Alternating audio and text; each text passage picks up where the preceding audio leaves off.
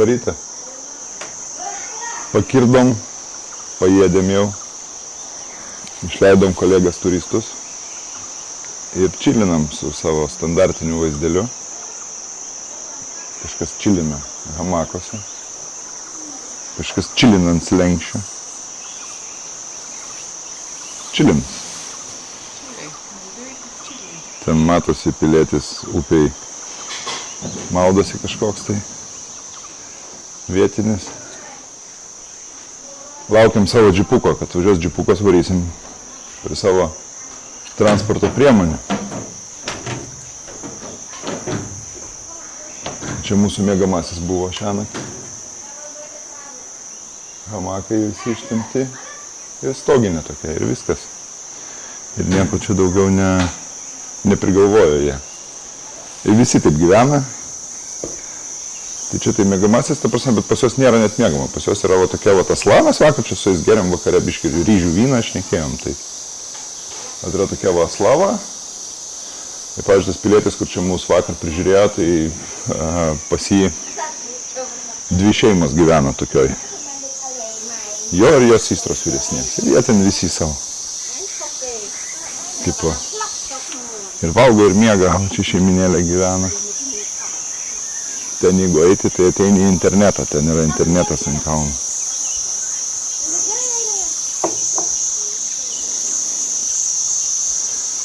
O čia va, tūlikas ir dušas, ir ten tūlikas ir dušas. Kibiriuko pasipilė savo dušas. Dukas. Motoroleriai va jau čia vietiniai. Toks čia pas mus tusiukas buvo. Paros. Atvažiuoja va, džipukas pasiims mus ir važiuosim tolyn. Važiuosim link ten kažkokių 2 krioklių. Tada į Siam Reapą. Ne į Siam Reapą, į Angkor Watą. Nežinau, Ingutė papasakos plačiau. Bet va tokį mes čia turim savo tūsalyną. Čia tūsalynas vyksta. Čia buvo siestos serija, jie tos hamakus čia ištėse ir vakar čia, o taip, va. Ir vakar mes čia čilinam.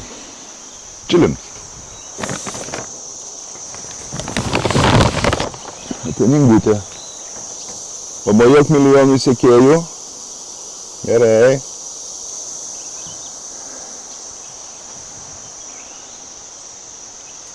O čia tokia bambu. Čia pas pradėsiu leist, bet grasus kaip džiunglių katinas. Išsiaiškinom, kas tą garsą leidžia. Tokie gekonai juodi. Kaip salamandros panašiai atrodo. Bet tipo tūsinasi va tokiuose va vietose visokiuose.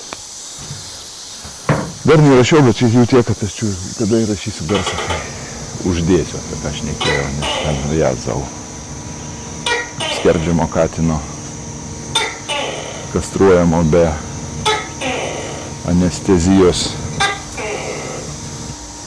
klyksmas. Ajajajajaj, kaip čia skauda vaikščioti. Ajajajaj. Išgazdinti Ingutę. Baisu čia tam lentom vaikščioti.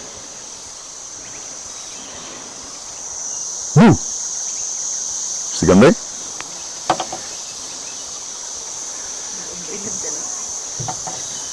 Bandau. Nu ką papasakosi? Nieko, sėdžiu laukiu, kol dramblys išlįs. Žiūriu, atėjo vienas. Jo, vienas dramblys pas tave jau išlindo šiandien. Švarios kojos pas tave dar, sąlyginai. Pašūdė nevaikščiu. Su mano, tai. Pamagdintis nežinau.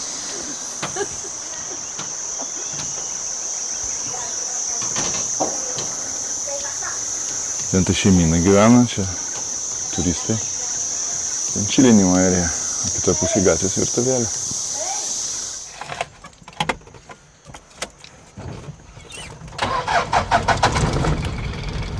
Išvažiuojam, paliekam.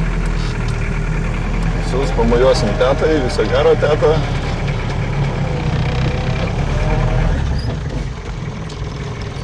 Čia teta, man atrodo.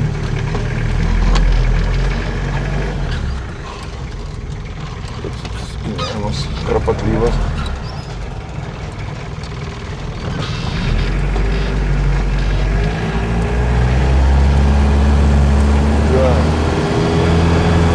Pakilimas nevaikiškas. Kamera aišku neperdos, nes pavagė statumą, bet varom pirmų bėgių su palėtintoju.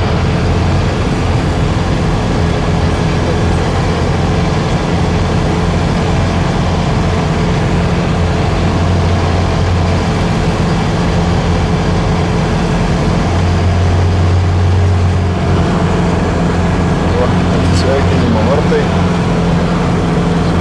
Atsisveikinimo.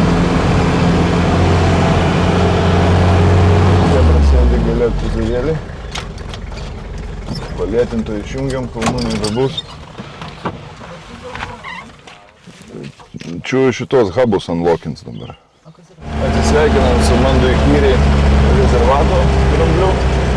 Labai gražiai vietoje. Žodžiu, žmonės aišku čia ima pinigus už tai, bet tai yra natūralu, nes jiems reikia čia viską išlaikyti.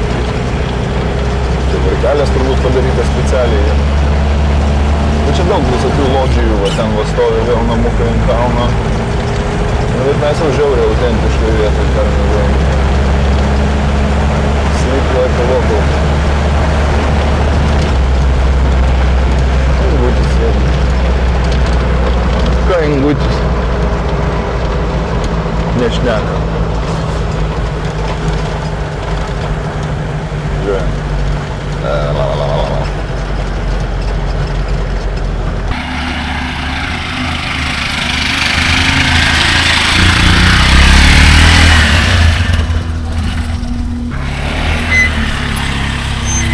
Pavešite iki Waterfalls. Waterfallai, Iki Waterfalls. $5. Gera.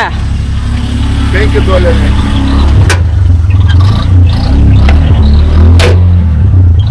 Atgali.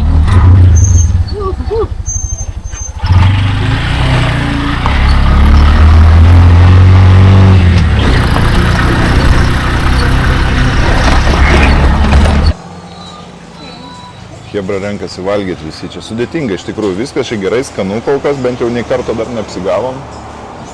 Tik tai yra kita problema, kad jie nekalba beveik angliškai, ypatingai ten ne mieste. Ir nelabai aišku, iš tų nuotraukų išvertus su Google Translatorium, tai ten kampinis kopūstas, nu, tokių yra įdomybių. Va, reiškia ir valgysim viščiuką kokį tai. Kitą kartą sakau, valgysiu žuvį viską. Va ir kainų nerašo, kainas tai pučia iš barzdos, taip normaliai, tipo standartas. $5 žmogui, mums gerai, bet įsivaizduoju, kad vietiniai valgo už 2 kokius čia. Visi va renkasi valgyti.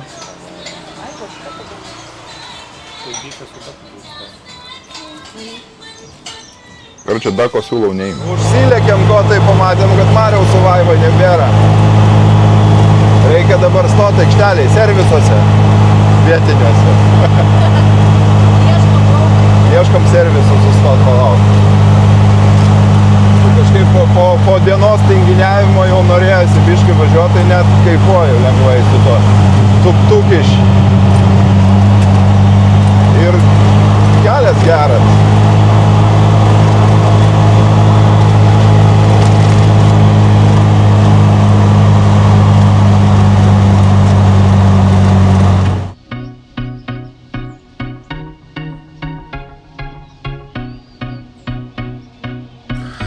Šiandien mūsų kelionės tikslas – Ratanakiris.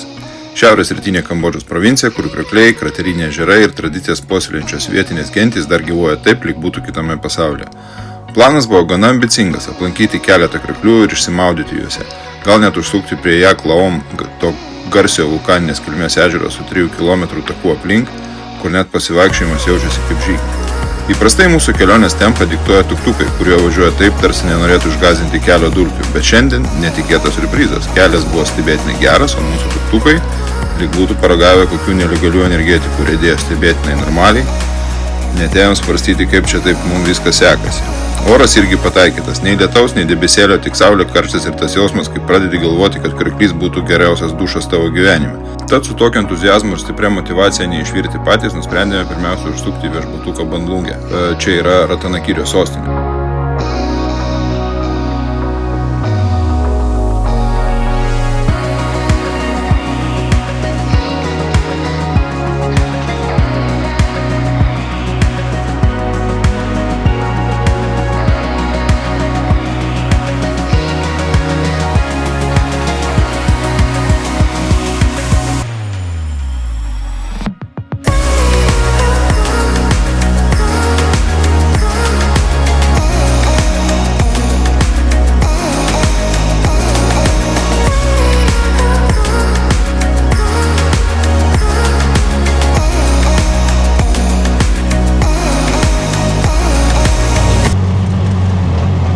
Pilno bako sindromas eilinį kartą prasidėjo.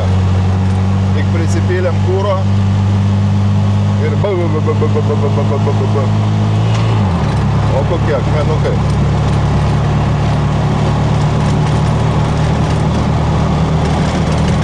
Kiekvieną kartą, kai pilam kūrą, tai apie $3 kažkas.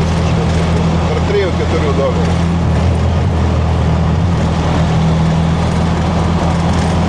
Bet labai čia keista viskas išdegę, kažkaip tai važiuoji ir visur išdegę išdegintos tos džiunglės.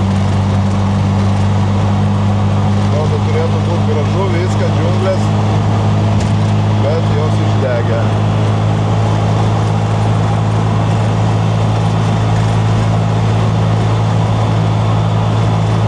Vėl Mariaus nematau, matau dabar jau.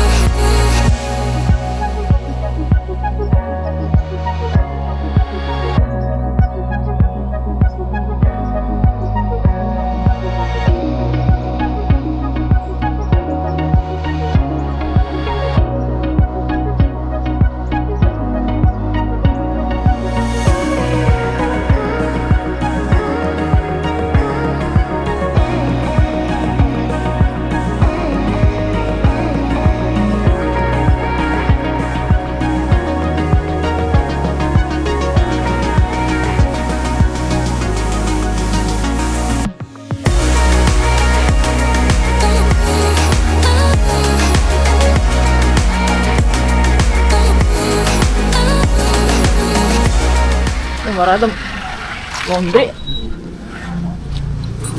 Jie sako po pietų, tik tai mes sakom 9 ryte, gal išspaus. Vienur tai babūnė bliūdosi skalbė, o kitur irgi buvo toks ženklas, pareikia, matai, va skalbėnkės piešta ir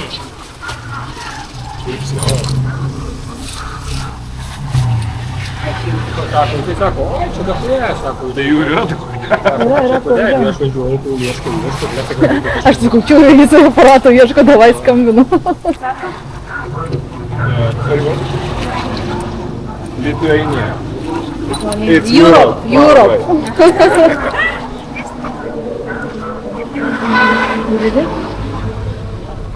Viskas? Kilogramas 3000.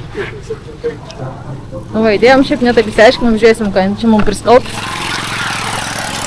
Ir ar gausim 9 ryto. Dabar važiuojam į Krioklius. Tuoj, sunaviguosiu.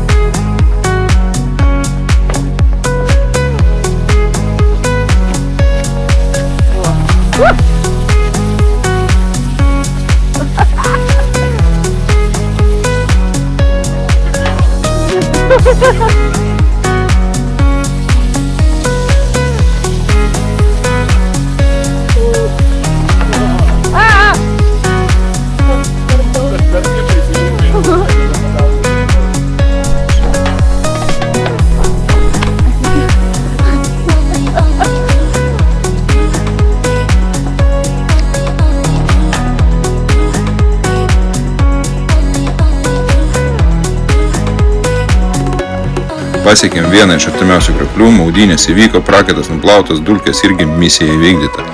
Ratanakiriškis tik priminė kelionę į laukinę gamtą su lengva egzotikos doze. Miškai, kriokliai, senų genčių gyvenimo būdas, o kartais net geri keliai ir net nežinoma, rytoj mūsų tuktukai vėl pasieks šią Formulės 1 lygį. Šiandien bent jau jautėmės kaip nugalėtojai. Po sunkios darbo dienos už tuktuko vairo.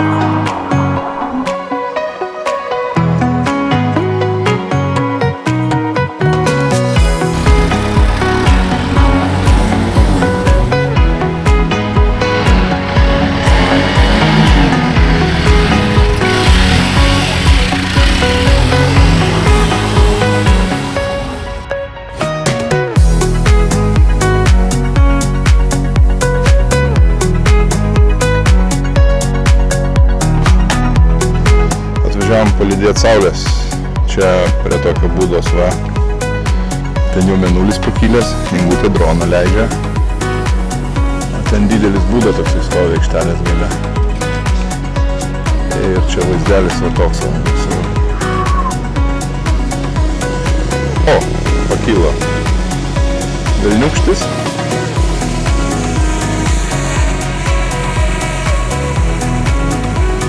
Ir nuskrydo.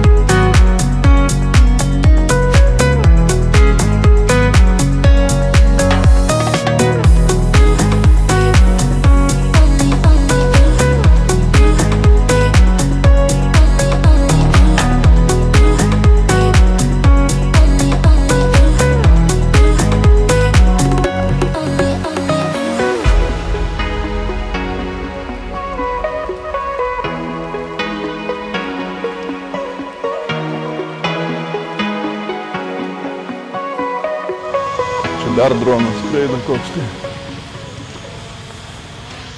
Čia matyt populiari lokacija, nes iš tikrųjų įspūdingai, ypatingai kai saulė leidžiasi. Ten už būdos tiesiai saulė leidžiasi. Tai būda į rytus žiūri, ne, kaip gaunasi.